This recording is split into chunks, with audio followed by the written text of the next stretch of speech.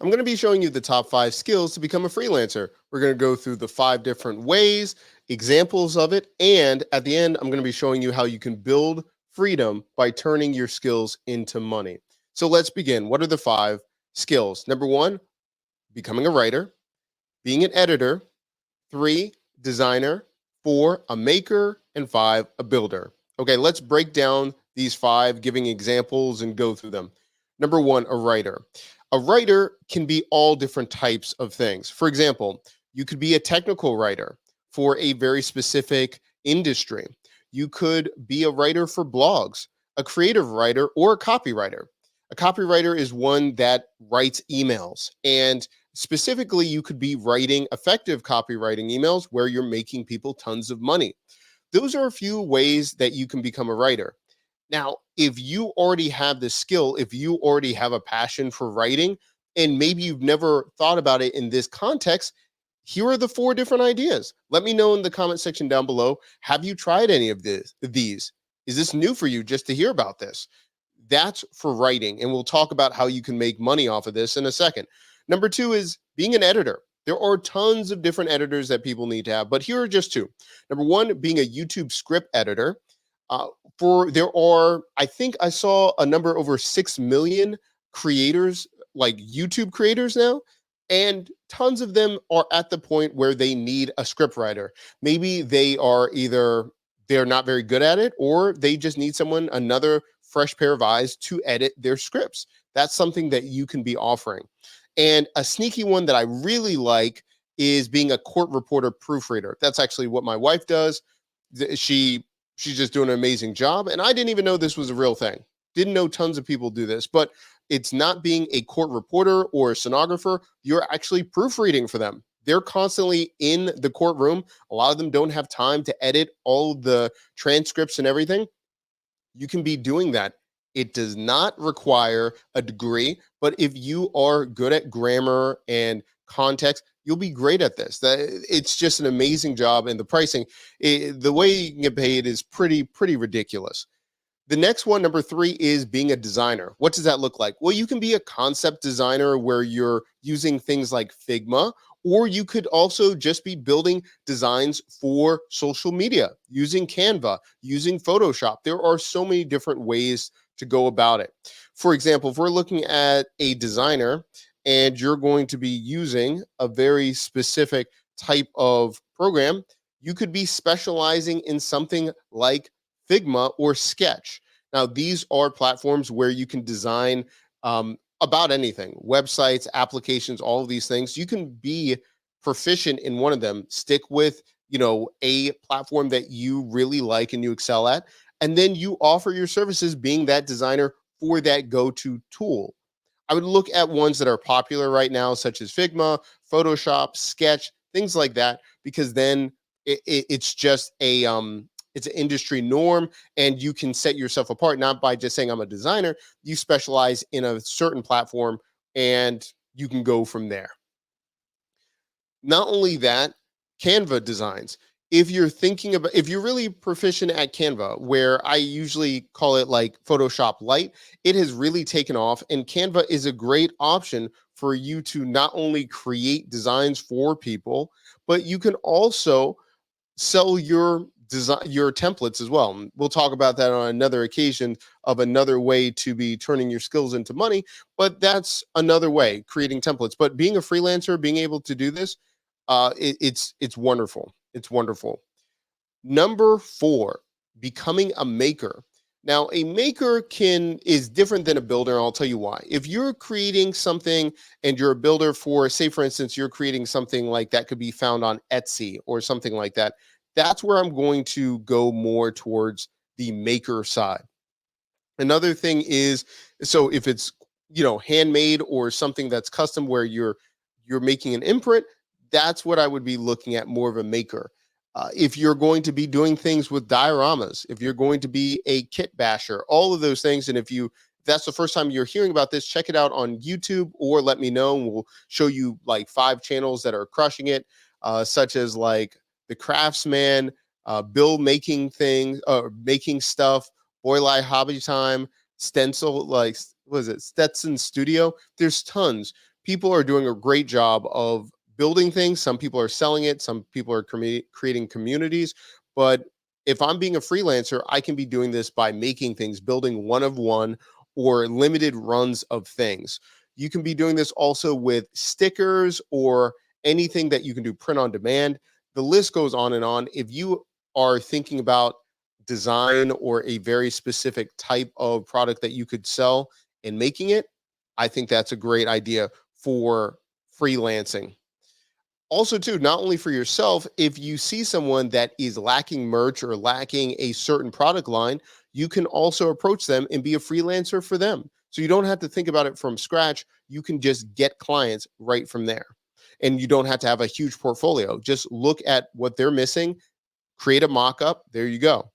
Now, a builder, there are tons of different builders, developer, engineers, whatever, but I would be looking at being an app developer. If I'm thinking about creating things, or if I like platforms like Adalo or Flutterflow or things like that, I would look at going into their expert program and offering my services as a freelancer. We're seeing this also with platforms like Flutterflow, Buildfire.